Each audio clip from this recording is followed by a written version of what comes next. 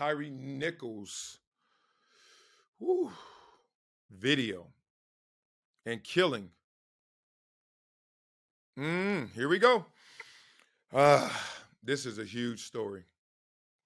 Only way it could have been a bigger story is obviously, y'all know, if the 5 cops weren't black but actually white. Rodney King 2.0 would have made this even bigger. And I'm not trying to make it bigger, but one of the things that jumps off the screen is like, wow, how brutal, how inhumane, and worse, and I say worse, his own people did that to him. Let me tell you why that's worse. It's worse because in this respect, a lot of people always want to blame being a police officer and want to racialize it. A lot of people want to look at it and politicize it. They don't want to humanize it, right? They want to say those people were acting because they're a part of the blue race, right? They're cops. And this is why this one is worse. Because now you're stuck. You don't have the answers. It's not convenient. I think it was worse because this allowed shrapnel, asteroids, pieces to just go everywhere. And you saw people taking this everywhere. If this was neater, this might have sounded better. But I'm glad it wasn't. I'm glad this was, black on black, as they say, right? I'm going to tell you why. Because now we really got to identify what's the real problem, right? Is it because they're blue in terms of being cops? Just a culture? Or is it just a greater culture in conversation over race? Culture versus race. Let's get there. I've always talked about the importance of culture. I'm not into the race conversation, not because it doesn't exist. I'm not into it because it's not the greatest hurdle in its existence. The greater hurdle for anybody, I don't care what your skin color is your culture, your surroundings, your conditions, your class. All of those things, to me, precede and supersede race. Don't believe me? Exhibit A. This story right here. So now we got to really dig into the culture. Not just black culture, but police culture. Let's talk about police culture. Because this unit wasn't a normal unit. This wasn't just 5 random cops. This was the Scorpion unit. And I've noticed this, whether it's training day or in real life, knowing real cops are part of special tactic units. The tactic squad, right? SWAT team all the way down to the Scorpion unit. And a lot of times when you talk about these special tactical units, they're always put in place because of the city's homicide rate is soaring or some condition where, okay, we got to really lay into this. We got to really come down with a heavy hand.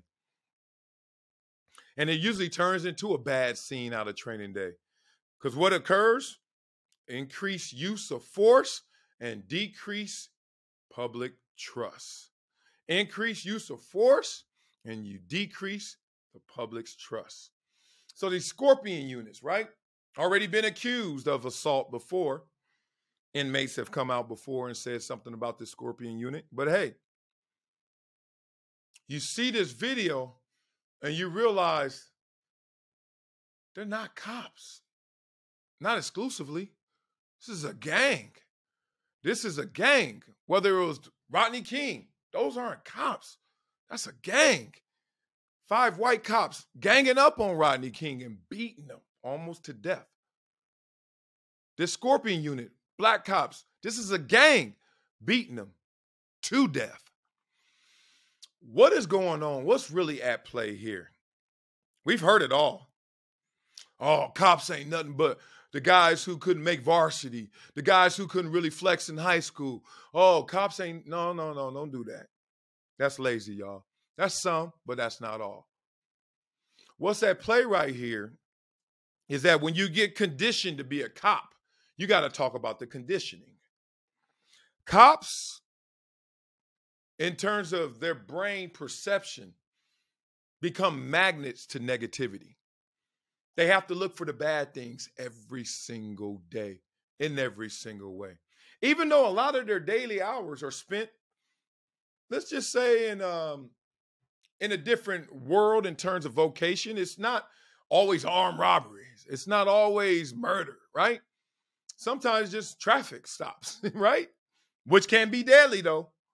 And think about that level of anxiety and apprehension every time a cop checks in, logs in for his 8 hours.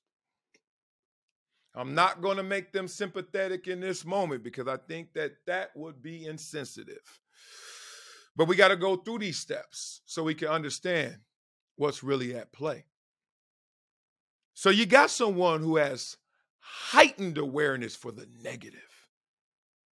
Their suspicions are validated every single day in every single way. They look for bad, they see bad, they think bad, they react to bad. Even a traffic stop is a bad thing, right? You did something wrong. You could be sitting there with your hands on 10 and 2 and turn down your radio and roll down your window and act like you're the old lady that just didn't see that red light. But to a cop, you may have a weapon. So this is their conditioning. And they're holding their breath every time they come to your car. They don't want to talk about it because they're supposed to be tough. They're supposed to be the authority. But that's what they're feeling. Meanwhile, what are we feeling? We're the citizens. We're the civilians. We're sitting there like, I hope I got a good cop, right? Because of that lack of public trust. You're sitting there like, I hope he doesn't have a bad day. I hope he's not having a bad day, right? Because of that lack of public trust. And now we're playing percentages, right? Cop is calculating the odds of this person actually being someone who has a gun and would actually use it, doesn't respect, quote unquote, the authority of my badge. And we're running the same percentages. What's the odds of this being just a good cop versus one of those road cops? And we're both playing on the margins. We're both playing on the extremes because the chances of you getting that training day cop, slim, but not none, but slim. And the chances of you being the one that got the strap underneath the car seat like Cousin Harold, slim, but not none. This is a dangerous place to be, y'all. Very dangerous place. That's why we need police reform and we need citizen reform. Yeah, I said it. Police reform is pretty obvious. But it's not going to work fully because of the psychology of the job. Like, you know how we always talk about football players and y'all got a little something off, like y'all a little crazy? Something about being a cop, whether you walk into it that way or you're going to leave this way, you just got to look at life through a lens of negativity. They don't trust us. And then when we look at cops, because of all these incidents, and I don't want to blow them out of proportion because most cops are great or good. Most citizens that get pulled over are great or good. But we are talking about the margins, the extremes. How do we reconcile this? How do we resolve this? Who hasn't been pulled over? I have. Who hasn't held their breath? I have. And it wasn't because of my race. And why wasn't it because of my race? Because I've been pulled over by black cops before. The worst instance, the worst example I ever have of a police encounter was actually with a black cop. And I know James Baldwin talked about that, how the black cop has to prove that he's not like the black citizen or the black person he's pulling over. So he tries extra hard, goes 110% for the force and the blue badge.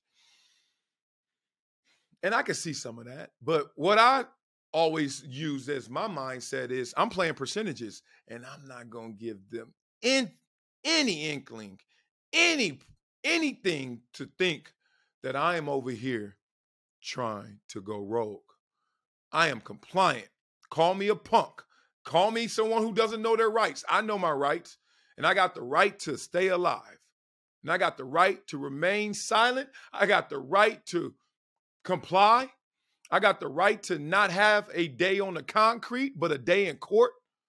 And you can call me any name you want, but call me alive. And it doesn't always go that neatly. It doesn't always go that way for everybody, right? You can comply and still get killed. Oh, and let's be real. And that's the narrative for white people that get pulled over. You can resist. You can be disruptive. You can be uncooperative and still survive. And we've seen that go both ways, but we know what the narrative says. This was just bad, how brutal it was. Not going into the details because I think they're still developing. I've seen the video. Who hasn't seen the video? Woo. Who doesn't have a kid, son, daughter, especially me, young black son, obviously, big boy. My son is 7. He looks 10. Plays ball like he's 12, little beast. And I look at him, and you have those conflicting thoughts. The narrative, the reality wants to grab me and say, Marcellus, look out for that boy and give him the speech. Then my reality kicks in and says, I don't give a damn if your son wasn't black. I don't give a damn if your son wasn't black or big. I don't give a damn if your son wasn't black or big or cooperative or a good kid of character.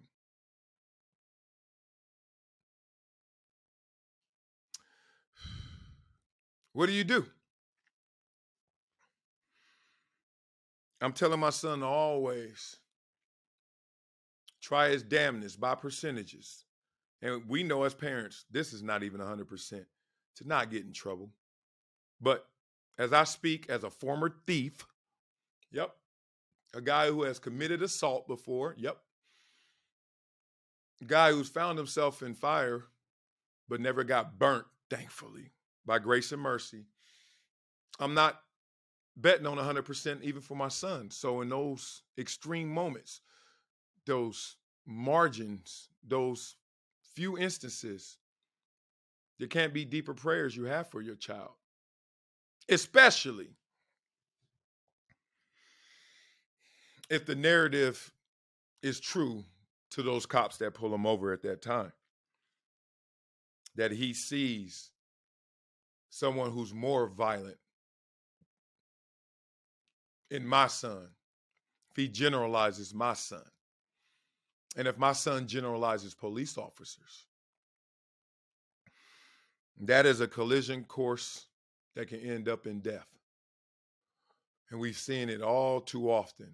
What has it been? 30 years since the Rodney King incident and LA riots? And I lived through that. Tanks on my street, going down the neighborhood, arson everywhere, everything burning up. Store owners, neighbors, guns on their roof, guns walking down the street. I walked into a store 5 seconds after walking away, boom, lit up.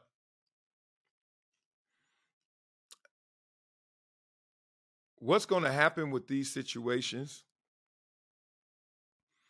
unfortunately, is an imperfect pill that we all have to swallow. And I don't want to have to swallow that pill. But I do know there's a way to navigate that gives you the best percentage chance to surviving. And you would think that in the world, you should be able to say for 100% of the times, I would survive getting pulled over.